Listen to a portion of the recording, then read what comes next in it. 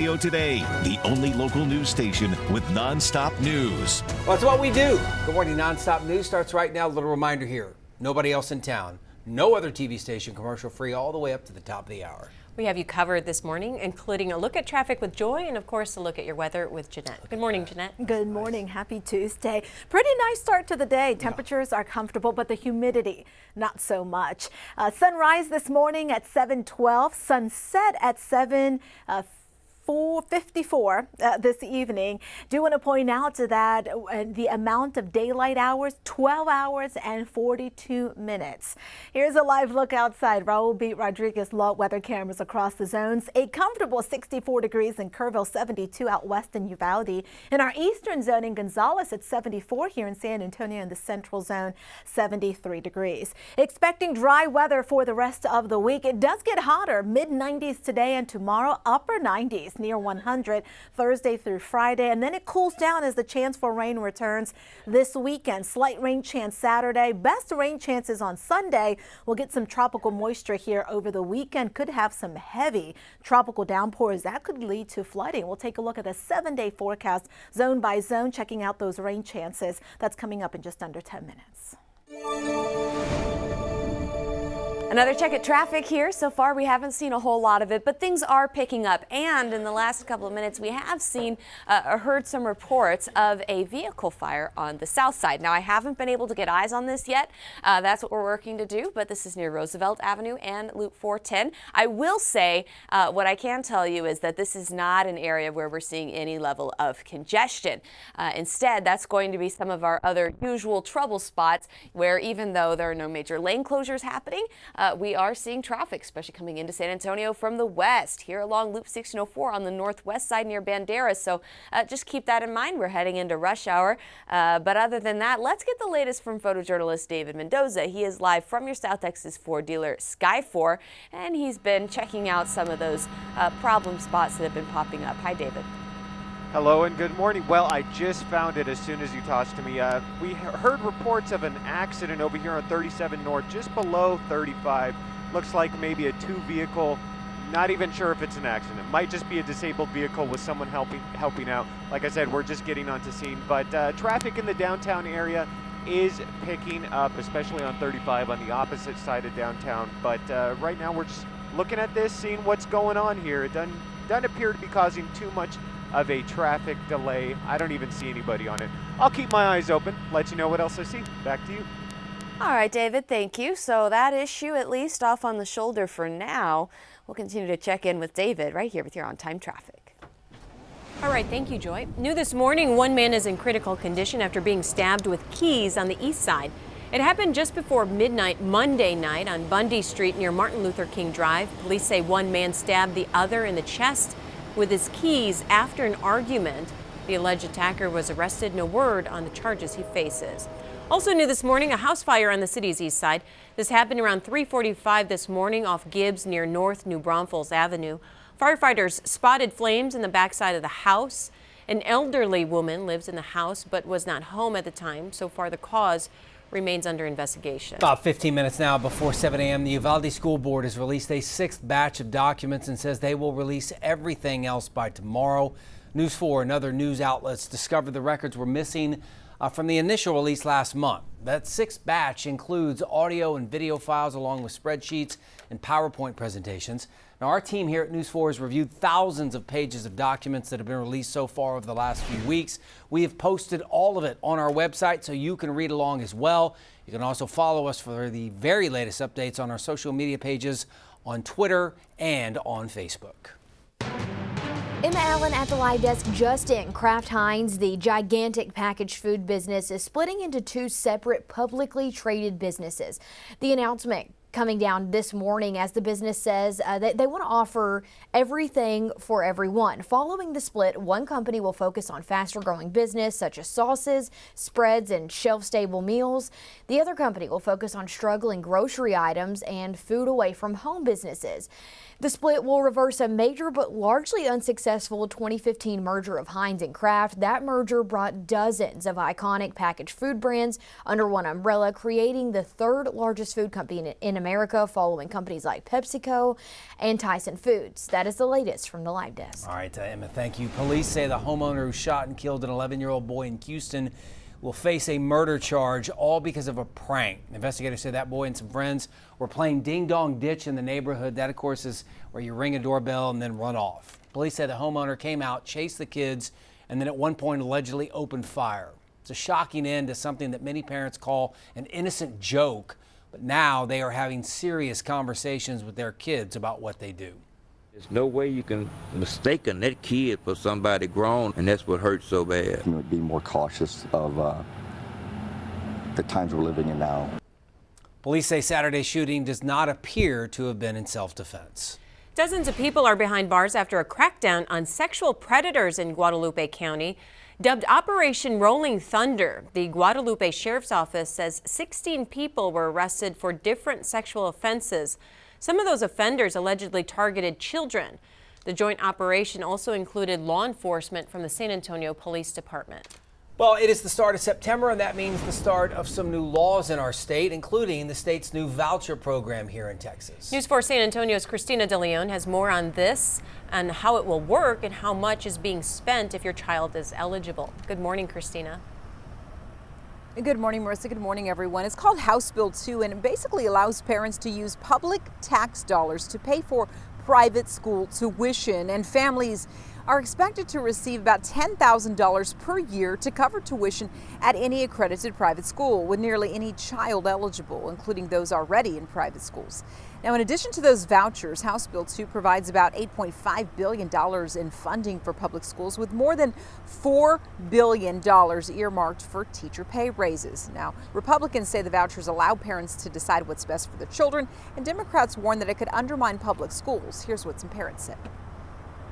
It's going to empower families like me, regardless of income, where you're from, your zip code you live in, to choose educational opportunities. Taking the funds and allocating them for private school might be hurting the public system. Now, House Bill 2 takes effect, but the voucher program itself will not go into effect until next year, that 2026-2027 school year. Reporting live, I'm Christina De Leon. We will send it back to you. All right, Christina, thank you. For over 50 years, St. Philip's College here has been helping students step into the car business, the car industry, especially as cars keep evolving over time. News 4 San Antonio's Tawny Davis is live right now with how this program has evolved and how the work to keep students keeping it local here. Good morning, Tawny. Good morning. So over the years, we have definitely seen a lot more electric vehicles on the road. I know I am one of those people, but St. Philip's College has noticed it too, and they are working to make sure that their students learn the industry standards. We know it's going to affect so many different career paths, but AI has not learned how to turn a wrench yet. And so this is an AI-proof industry. St. Philip's College currently has an EV program up and running. Students get hands-on experience learning about the car's batteries and all about the safety aspect. They also learn to build an electric vehicle from the ground up, so they get to see how it works and how the pieces all tie together. While there are many differences between an EV and a standard car, there are still many similarities from tires, brakes, and transmissions. With students both in college and in high school through P-Tech, St. Philip's College works to make them successful in this field. As you work on those, or as you learn to work with those, there is an environment there that lets you travel. If you want to stay in Bexar County, there are a ton of cars in Bexar County. If you decide that you're going to work in other places around the country or expand your knowledge base, it's something that goes with you. The program is accredited by ASE, which is Automotive Standards for Technicians. This allows students to be prepared from here in Texas to wherever they may want to go. So because of the amount of growth that they are seeing with this program, the Automotive Technology program is actually getting a brand new building. Now, Van Meter says that the more space they have, the better they are able to serve their community, whether it's with their industry partners or with their students. Reporting live, I'm Tawny Davis. Back to you. Well, we are a couple of days away from the start of the NFL season. The Cowboys and Eagles will get everything going right here on 4 on Thursday night. And really, the entire summer in Dallas has been all about Micah Parsons. CeeDee Lamb met with the media yesterday. Even though Parsons is gone, his name's still a huge topic. The worst. It's going to be weird. It's going to be conflicting, and I hope he is not in the backfield in 2 seconds. That he's Micah Parsons. You know what I'm saying? He's unblockable. He's unstoppable. So hope he terrorizes those guys over there. Well, the good news is that the Eagles don't have Micah Parsons. CeeDee talking about the matchup with the Green Bay Packers in a couple of weeks. First things first, the Super Bowl champs. We'll have a pregame show at 6 o'clock right here on 4, and then the game gets going around 7 o'clock right here with the NBC crew. Be sure to check us out all day Thursday as we get you ready for the start of the NFL season. Well, the Powerball jackpot grows to $1.3 billion after no winner in last night's drawing. The winning numbers are 8, 23, 25, 40, 53, and red Powerball number 5. No one has matched all 6 numbers since May, making it the 5th largest prize in the game's history. Next drawing is tomorrow night. You can also find the winning numbers on our website. Now your certified most accurate 4-zone weather with meteorologist Jeannette Calle. You got to play them. I think now at this point, yes. We've been kicking this can down the road. Yes. We're all, every day, we got to play. I mean, that one you got to play. Yeah. Every morning on my ride in, I always look at the billboard with the lotto on it.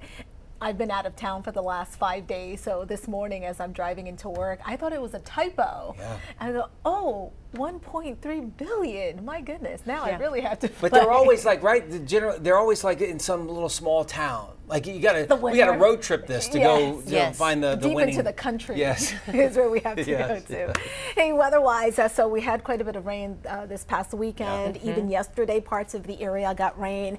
However, a change for the rest of this week. Not expecting rain today, tomorrow, including Thursday and Friday. But if you see the 7-day, the weekend is showing rain, especially on Sunday. And it looks like that chance for rain continues into early next week. Once that rain comes in, temperatures will be cooling down, talking highs by then in the upper 80s to low 90s. And this is a weather maker that's going to bring rain back to the area.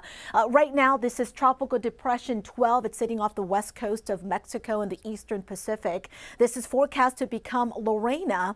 And as you can see here on future radar, it looks like Lorena will be moving towards Baja California, then into northwest Mexico by the end of the week. The remnants of that will then move into Texas. That'll help to produce some tropical showers and thunderstorms.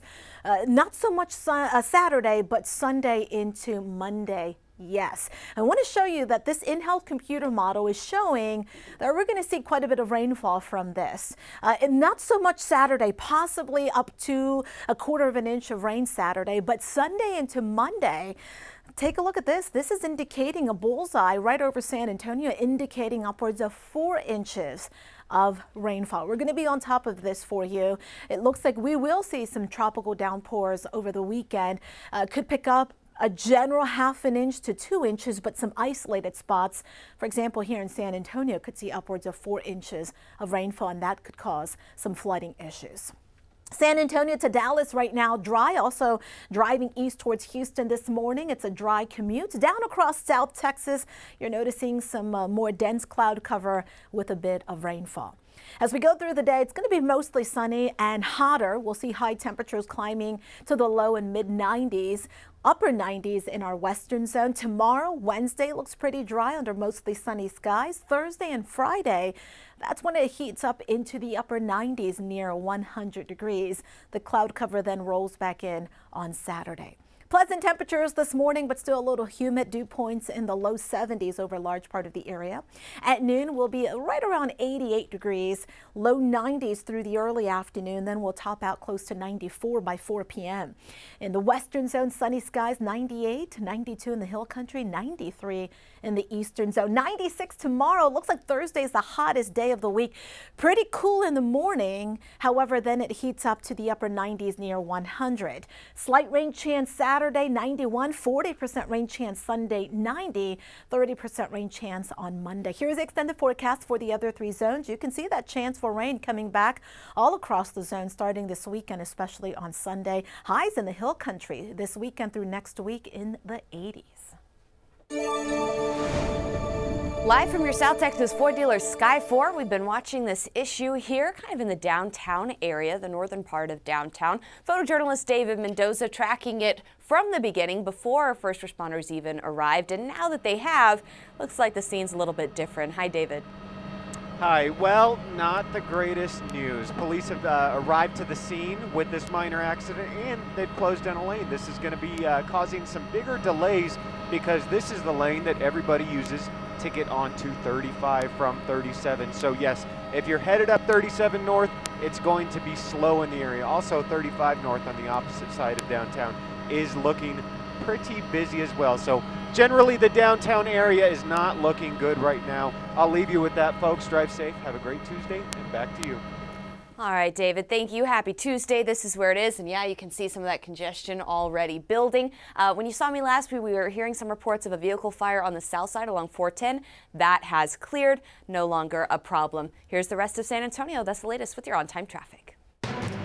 Emma Allen at the live desk. We were following some devastating news overseas. At least 1,000 people are feared dead after a Sudan landslide buries an entire village. The landslide completely leveled the village of Terracine on Sunday. An estimated 1,000 people were killed in the landslide, which followed days of heavy rains in the Mara Mountains. Only one survivor remains in the village. The Sudan Liberation Movement Army said it has appealed to the UN and international aid groups for help to recover those bodies. That is the latest from the live desk. Emma, thank you. Take a look at this. The northern lights were visible across several northern states overnight. While we don't see much of the dancing colors, we do see a shooting star passing through the sky. According to NOAA, the light display was caused by a powerful solar storm. Wow, that was cool. A solar storm. Yeah, that was pretty. Have you seen a solar storm? No, I haven't seen it. Yeah, that was amazing. Thanks for joining us.